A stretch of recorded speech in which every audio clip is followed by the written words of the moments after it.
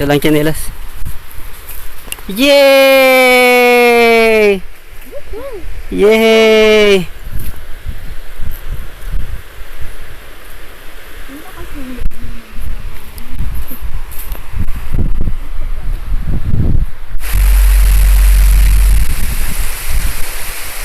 So yun mga kagala, yan po yung property ni Sir Jeong.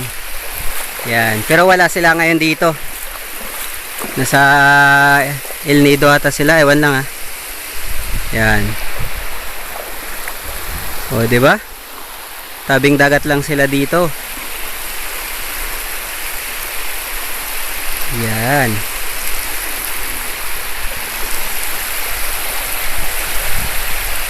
Hindi man siya ganun kaputi yung buhangin, pero maganda naman din yung spot. Pwedeng liguan. Oh. Alright.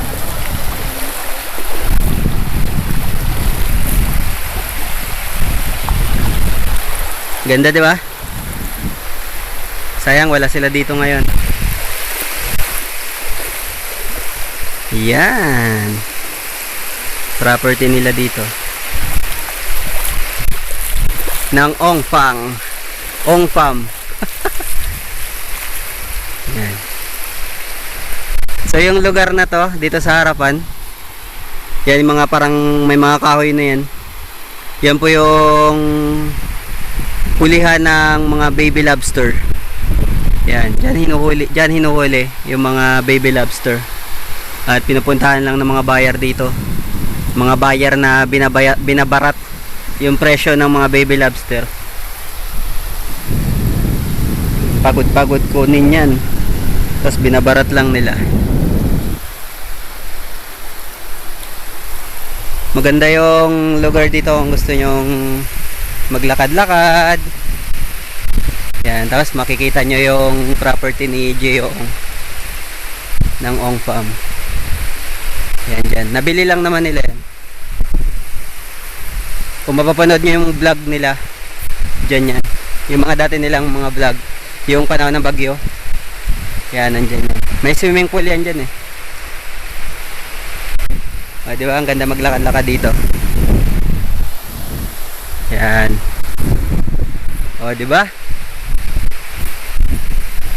chat nyo lang ako kung gusto nyo pumunta dito, pero dito lang tayo sa labas.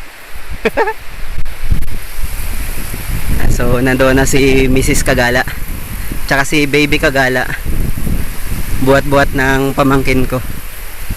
Yan, pupunta kami doon sa may mga batuhan na yon.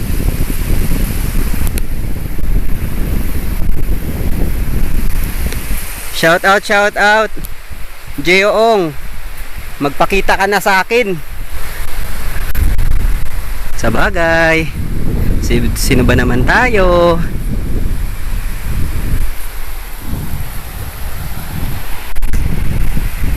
So ngayon lang ito nagbabaw ng gusto ng ganito. Ngayon ko lang napansin na ganito. Grabing babaw niya ngayon. Kadalasan kasi hanggang dyan lang yung tubig Pero ngayon talagang napakababaw. Si Ivan, yung pamangkin ko. Doy! Kaway!